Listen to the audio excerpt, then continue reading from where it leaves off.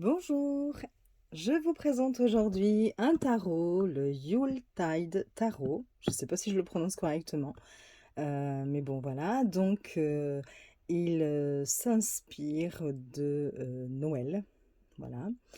Les dessins ont été faits par Erin O'Leary Brown et le créateur de ce joli tarot, c'est Christopher Hughes.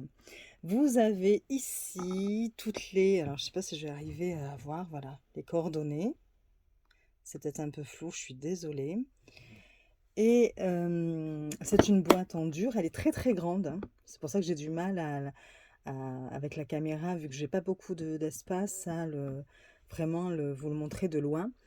Donc voilà, la boîte c'est comme ceci. Je suis en train de tout faire tomber derrière. Alors, hop, attendez, je vais l'ouvrir.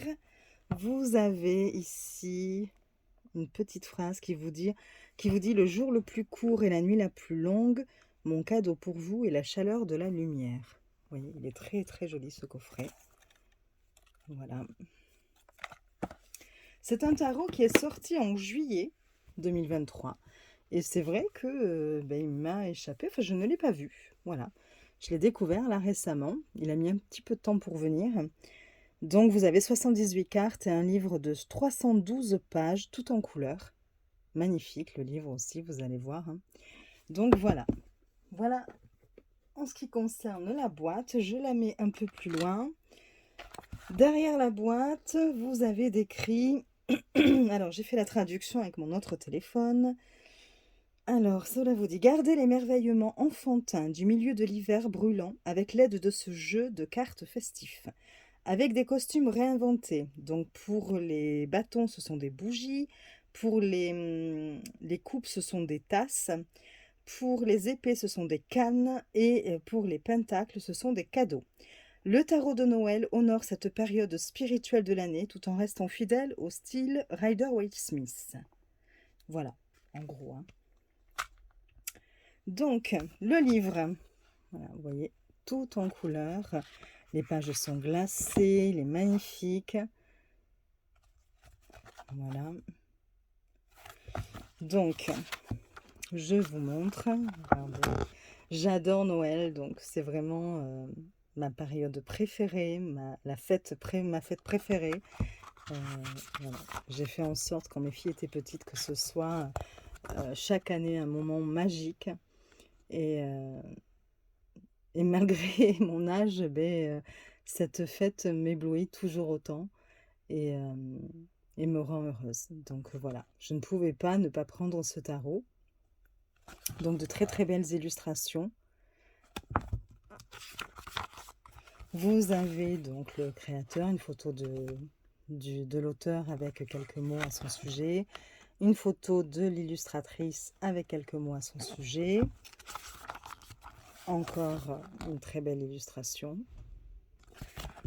le titre, enfin une page de présentation, puis le sommaire, toujours avec les belles couleurs qui rappellent Noël. Vous voyez, vous avez toujours de très très belles illustrations. Et une introduction qui vous parle d'abord de Noël, justement, de cette période-là. Les bases du tarot, donc là on va vous parler de l'histoire du tarot. Voilà, pour comment la lire, regarder les couleurs, et puis imaginez une histoire pour chaque scène. Bon voilà, des petits conseils comme ça. Puis, donc ça je l'ai traduit, je vais vous le lire, parce qu'elle parle du grand arbre. Alors attendez, je prends mon autre téléphone. Je cherche la traduction, je suis désolée.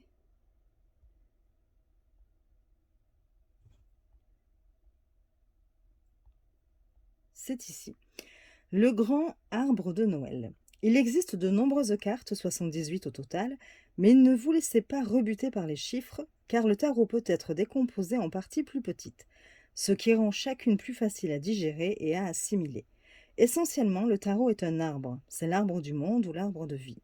Dans ce jeu de cartes, il est représenté comme le grand arbre de Yel ou l'arbre de Noël, quel que soit le terme que vous utilisez le plus, enfin qui vous met le plus à l'aise. Et chaque carte tient sur cet arbre de la manière suivante. Donc, hop, en fait, vous avez ici une disposition des arcanes majeurs, vous voyez. Donc, vous avez d'abord le fou et ensuite 3 lignes de cette carte. Et elle explique, enfin, il explique, puisque c'est un homme,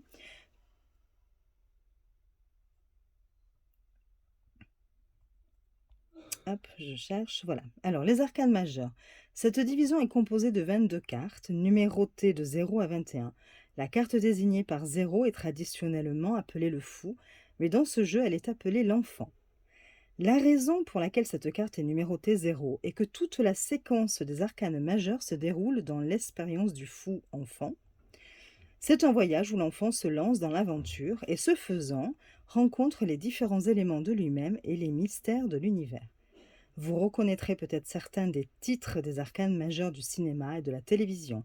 Certains d'entre eux peuvent paraître dramatiques et d'autres sont un peu effrayants, comme la mort, le Krampus, le pendu, etc. Une carte d'arcane majeur est un gros problème, et lorsqu'elle apparaît dans une lecture, elle vous demande de vraiment vous arrêter et d'en prendre note. Ils impliquent que quelque chose dans la lecture est important pour le parcours de vie du consultant ou consultante, de la consultante. Alors, lorsque vous en voyez un, faites une pause, respirez, réfléchissez-y profondément. Si vous disposez les arcanes majeurs sur une table avec l'enfant seul, c'est ce qu'on a vu sur le schéma, qui est comme ceci. Donc, si vous le disposez, alors attendez, hop, ça me fait n'importe quoi. Voilà, où est-ce que j'en étais? Vous constaterez que toutes les autres cartes peuvent être divisées en 3 rangées de cette carte. Ces 3 rangées constituent des divisions importantes dans le développement d'une personne. La première rangée concerne la découverte de qui nous sommes dans le monde. La deuxième rangée concerne la recherche d'une sagesse profonde, tandis que la troisième exprime la vérité. Même si les personnages peuvent paraître intimidants, l'essentiel est de les considérer tous comme des aspects de l'enfant. Donc il nous rappelle que certains des noms de ce jeu ont été modifiés par rapport au jeu traditionnel Rider-Waite-Smith, mais qu'ils conservent la signification originale avec la couche supplémentaire de correspondance Yuletide. Donc, dans ce jeu, les arcanes majeures concernent les archétypes du milieu de l'hiver. Il y a très peu de monde ici. Au lieu de cela, les majeurs expriment les esprits de la saison, comme le Père Noël, le Krampus, etc. Le tableau suivant vous proposera le nom traditionnel, le nom de ce jeu et un mot-clé pour chaque carte. Et effectivement, vous avez donc un tableau ici. Et dans ce tableau, vous allez avoir par exemple là, le fou, l'enfant et le mot-clé commencement. Voilà, vous avez donc à chaque fois le nom d'origine de la carte et puis après le nom donné ici dans ce jeu à la carte et le mot-clé. Vous voyez par exemple pour le jugement, la carte 20, vous avez ici la liste comme nom et le mot-clé c'est transformation. Voilà, donc c'est assez intéressant ce petit tableau là récapitulatif. Ensuite, on vous dit que toutes ces cartes sont les branches du grand arbre de Noël. Elles constituent la base sur laquelle tout le reste peut se développer et trouvent leur origine dans un profond mystère. Imaginez un arbre de Noël typique avec son design effilé, plus large en bas, étroit en haut, vert luxuriant et aromatique. L'arbre lui-même constitue la base, mais il ne ressemble pas beaucoup à un arbre de Noël typique. Pour cela, il lui faut des décorations, et nous les appelons les arcanes mineurs. D'où un autre schéma. Les arcanes mineurs, ce sont les boules et décorations que nous plaçons sur le sapin, et il y en a 56 au total. Ils sont divisés en 2 groupes, le premier étant les cartes numérotées qui vont séquentiellement de l'As au 10, et le deuxième groupe étant les cartes de cour du roi, de la reine, du chevalier et du valet.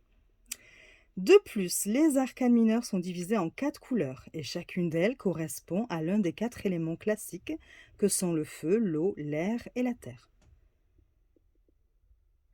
Alors ils disent que les arcanes mineurs vont plutôt décrire les éléments de la condition humaine et la manière dont ils s'expriment dans notre vie quotidienne.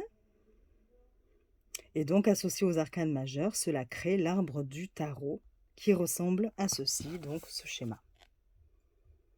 Voilà.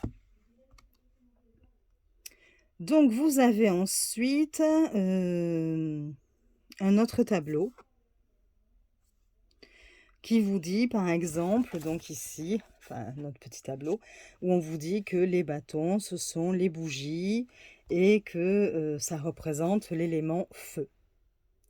Pareil, les coupes, ce sont des tasses et ça représente l'élément eau, etc., etc. Voilà. J'essaie de ne pas être trop longue non plus, sinon ça va vous ennuyer. Alors ensuite...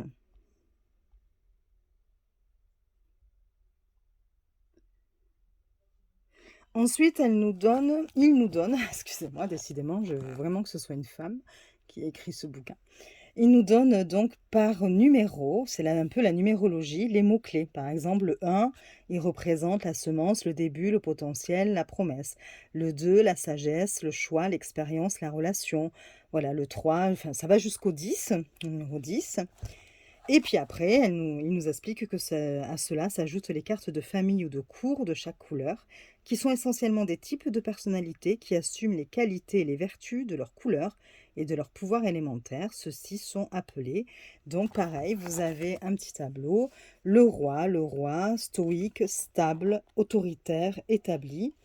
Je n'ai quasiment plus de batterie. Alors attendez, hop, j'espère, du coup, je vais être obligée de faire bouger la caméra, je suis désolée.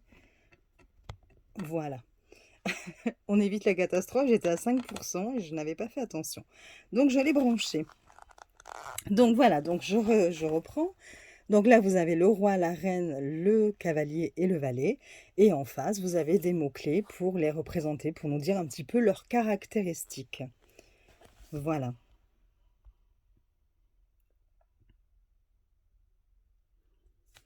Un petit exemple, il nous parle de la reine de coupe, mais je vais éviter de tout vous lire, sinon ça risque d'être long. Mais vous voyez quand même, c'est assez intéressant, détaillé. Pour un débutant, ça lui explique quand même, ça explique bien un petit peu quelles sont les bases du tarot. Puis on passe aux arcanes majeures. Donc je ne sais pas si vous voyez bien. Et vous avez ensuite l'interprétation à chaque fois. Donc hop, je vous lirai à la fin une carte ou deux. Donc vous avez à chaque fois la photo, l'illustration en pleine page à gauche de la carte. Puis par exemple là, pour le fou, donc l'enfant ici, la carte 0, l'enfant, des mots-clés. Commencement, aventure, spontanéité. Et puis un chapitre, enfin c'est quand même assez long, vous allez voir. À chaque fois, on vous décrit quand même la scène aussi. C'est en ça que je trouve que c'est intéressant, parce qu'on a combien de tarots comme ça où vraiment les illustrations sont magnifiques, hein, mais le créateur, l'auteur, n'explique pas toujours son point de vue ou pourquoi le choix de telle ou telle illustration, et c'est un peu dommage. Là, on a quand même une explication générale de ce que la carte représente, et ensuite, vous avez la signification divinatoire, donc vous voyez, c'est assez long, et la signification de la carte renversée. Voilà. Toujours avec de très très belles illustrations. Vous voyez là, c'est le magicien. Donc voilà, pareil, la même chose. Je vais vous montrer pour les arcanes mineurs. Vous allez voir, vous avez quand même à chaque fois... donc là, dans ce jeu, ils mettent les 4 as ensemble dans le livre. Donc du coup, j'ai laissé aussi comme ça pour les cartes. Vous avez les 4 as, les 4 2, les 4 3, voilà, à chaque fois. Les 4 reines, les 4 rois. C'est rangé comme ceci. Donc, par exemple, si on regarde, là, c'est pour l'as de coupe.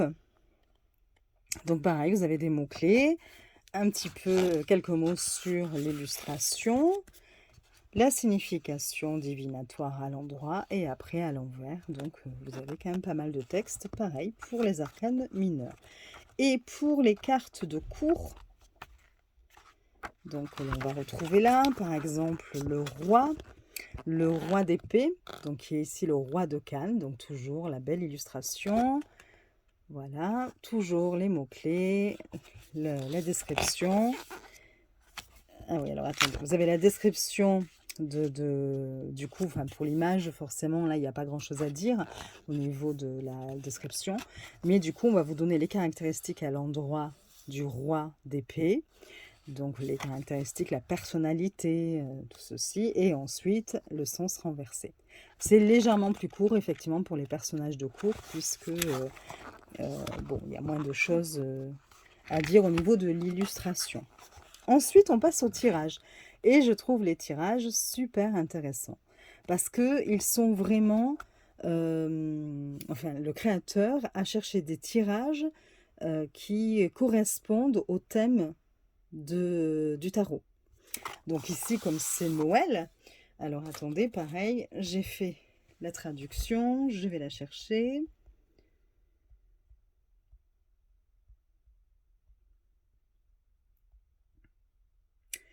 Alors, par exemple, pour celui-ci, pour ce tirage, c'est le tirage de l'arbre de Noël.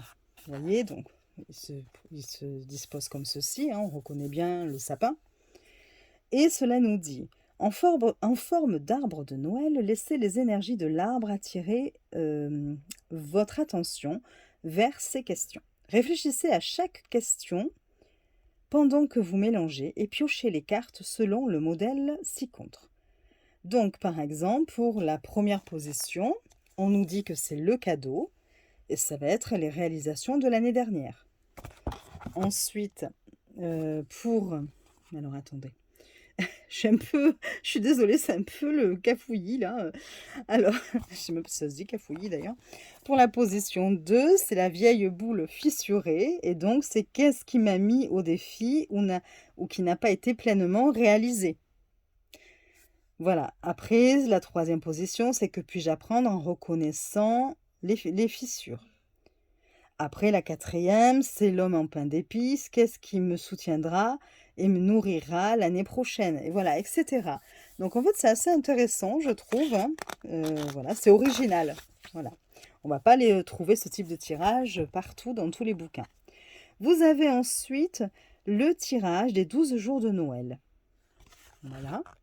Donc, on nous explique qu'on commence le 20 décembre. Qu'est-ce qui me défie? Et ça correspondra, en fait, je vais vous lire un petit peu ce que ça dit, attendez.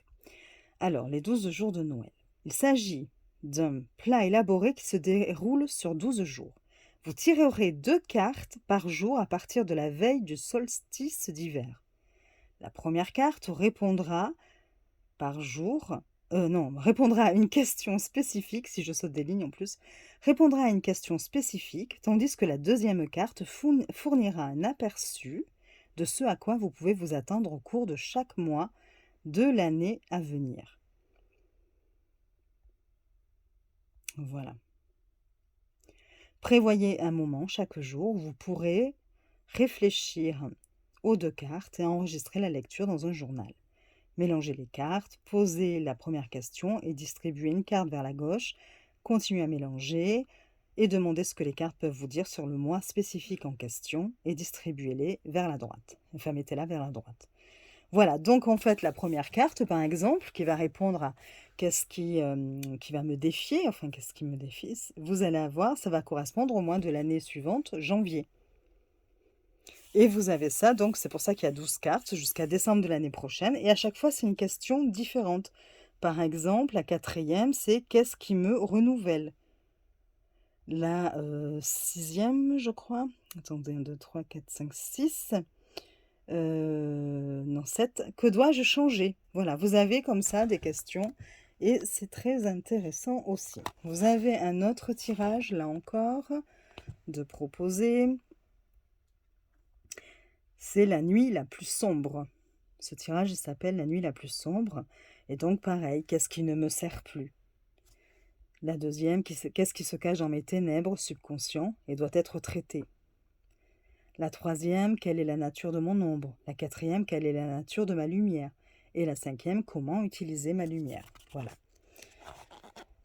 Puis, un autre tirage encore, c'est les 3 fantômes, le tirage des 3 fantômes. Donc bon, pareil, on vous explique, hein, mais bon, voilà. C'était juste pour vous montrer ô combien ils étaient originaux. Vous en avez encore un, la liste. C'est pas mal aussi, la liste. Vous avez les remerciements, tout cela en anglais évidemment, et des recommandations de lecture. Ça peut être toujours intéressant aussi. Donc voilà, donc un beau bouquin. Enfin voilà, je trouve super, magnifique même, avec des illustrations très très jolies, du papier agréable au toucher, bon voilà. Alors, on va quand même enfin passer aux cartes, parce que je vous parle depuis déjà 20 minutes. Vous accélérez hein, si, si vous trouvez ça trop long. Mais j'avais envie de vous, voilà, de tout vous expliquer, enfin de vous montrer vraiment ce que ce tarot propose, parce que pour moi, c'est un réel coup de cœur. En même temps, comme je vous dis, comme j'adore Noël, voilà, ça aide aussi. Mais je trouve qu'il est très bien fait. Alors, le dos des cartes, il est comme cela. Pas que je sois trop près non plus. La qualité, alors c'est un peu souple quand même, mais ça va, ça va. Ça fait penser un petit peu au tarot, mince, Lo Scarabeo, la qualité un petit peu. Pas les derniers, parce que je trouve que Lo Scarabeo maintenant font des cartes un peu plus épaisses. Mais bon, mais ça reste très correct, hein, franchement. En plus, bon, comme c'est brillant, c'est quand même protégé.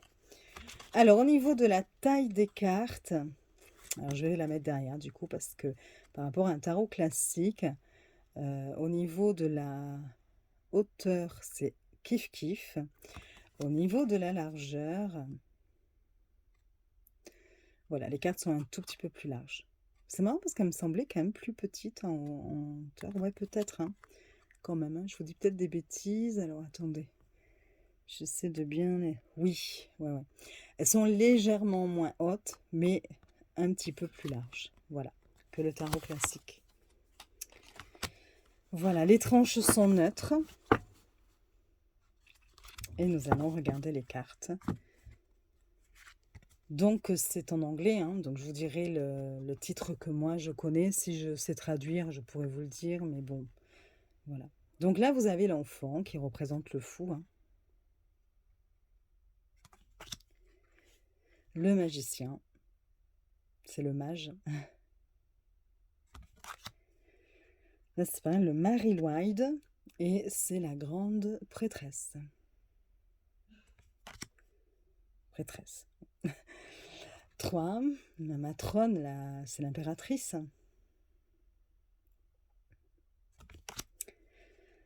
4, The Holy King, c'est l'empereur.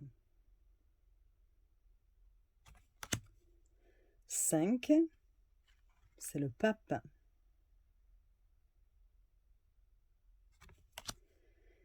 6, les amoureux.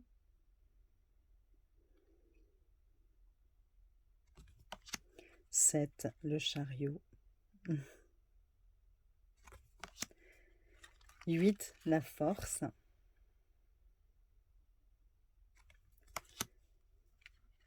9, l'ermite.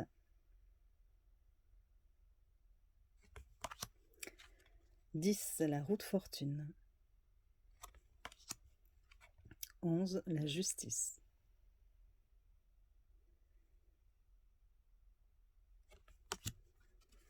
12, le pendu.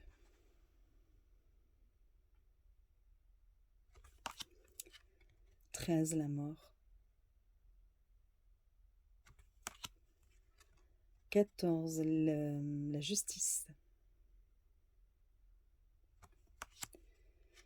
15, c'est le diable. Donc ici, le Krampus. The Krampus. 16, la maison Dieu.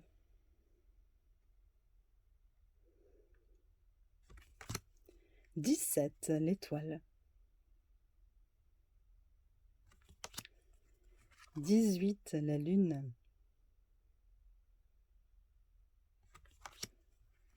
19, le soleil. 20, la liste, c'est le jugement. Et 21, le monde. Donc, c'est ce que je vous disais, on attaque avec les As, puisque vous aurez les 4 As ensemble. Donc, vous avez l'As de bâton, avec les bougies, hein. L'As de coupe. Et l'As d'épée. Et enfin, l'As de denier ou pentacle. Les deux. 2 de bâton. 2 de coupe. On reconnaît quand même le Rider-Waite-Smith hein, dans les illustrations. Le 2 d'épée. Et le 2 de denier. Le 3 de bâton. Le 3 de coupe. Le 3 d'épée. D'habitude, on a un cœur transpercé par des épées. Bon, mais là, regardez. Hein. C'est original. Et le 3 de denier. Le 4 de bâton. Le 4 de coupe. Le 4 d'épée.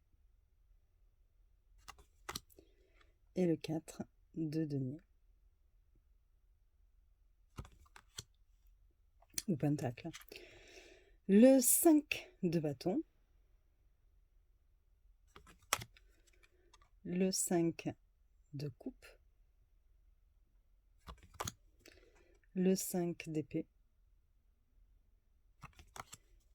Et le 5 de denier ou pentacle. Le 6 de bâton. C'est joli, je trouve. Moi, ça, vraiment, ça me parle complètement. Hein. Je crois que je redeviens une petite fille en regardant ces illustrations. Le 6 de coupe. Le 6 d'épée. Et le 6 de denier ou pentacle. Le 7 de bâton. Le 7 de coupe. Le 7 d'épée. Et le 7 de pentacle. Le 8 de bâton. Le 8 de coupe. 8 d'épée. Et le 8 de pentacle. Le 9 de bâton. 9 de coupe. 9 d'épée. Et le 9 de pentacle. 10 de bâton. 10 de coupe. 10 d'épée. Je suis perdue. Et le 10 de pentacle. Très joli. Alors, on passe au roi de bâton. Roi de coupe. Roi d'épée. Et roi de pentacle. Reine de bâton. Reine de coupe. Reine d'épée. Très belle cette reine d'épée. Et reine de denier ou pentacle. Le cavalier de bâton. Cavalier de coupe.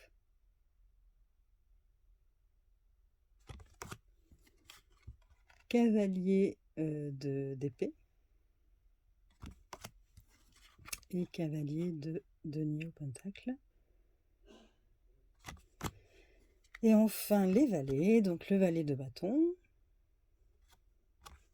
le valet d'épée, non de coupe, je vous dis n'importe quoi, le valet de coupe, le valet d'épée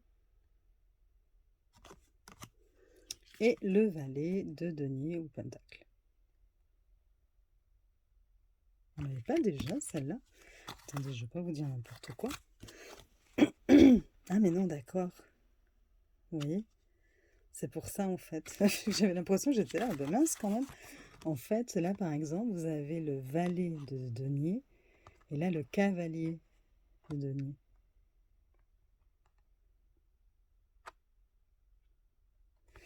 De suite, ça m'a fait peur du coup. Est-ce qu'il y aurait une suite Je découvre avec vous, donc du coup, pour la reine par exemple. D'accord, la reine est toujours devant le sapin.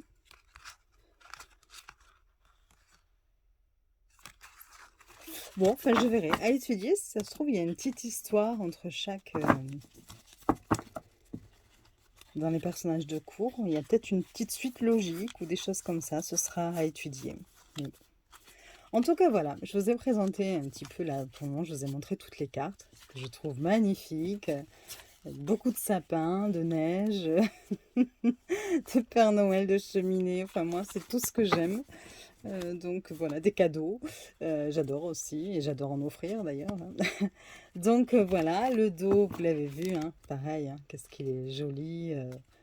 Voilà, moi, c'est un vrai coup de cœur. Donc je vais vous lire l'interprétation de une ou deux cartes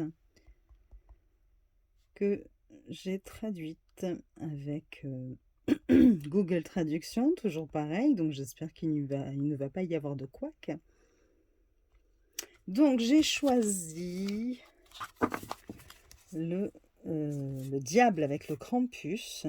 Donc je vous la cherche, c'est quand même mieux quand on l'a sous les yeux, tant qu'à faire. Voilà. Le Krampus. Très jolie carte. Alors les mots-clés, danger, restriction, bondage. Cette image remplace le diable traditionnel dans la plupart des jeux et s'inspire directement d'une carte postale de 1900 représentant un Krampus du folklore alpin. Souvent appelé le diable de Noël, on a émis l'hypothèse que la figure du Krampus pourrait avoir des origines pré-chrétiennes et qu'elle aurait persisté dans les régions alpines d'Europe centrale pendant des siècles jusqu'à son incorporation dans les célébrations hivernales chrétiennes. Le personnage a été directement associé à Saint Nicolas, mais alors qu'il récompensait les enfants bien élevés avec des cadeaux, les Krampus les punissaient. Son origine n'est pas claire, mais il semble représenter l'aspect sombre de la saison. Il y a beaucoup d'amour et de bonne volonté dans les célébrations typiques qui peuvent cacher les sinistres qualités. Le Krampus représente le danger inhérent. C'est le milieu de l'hiver et tout dans la nature n'est pas qu'amour. Ensuite, on vous dit, n'est pas qu'amour et légèreté. Il fait froid et glacial par endroits. Il existe de véritables périls et pour nos ancêtres, la crainte que beaucoup d'entre eux ne parviennent pas à arriver au printemps. Les ombres du milieu de l'hiver expriment ce sentiment de péril et de danger. Ils encouragent les bonnes mœurs et la modération des comportements.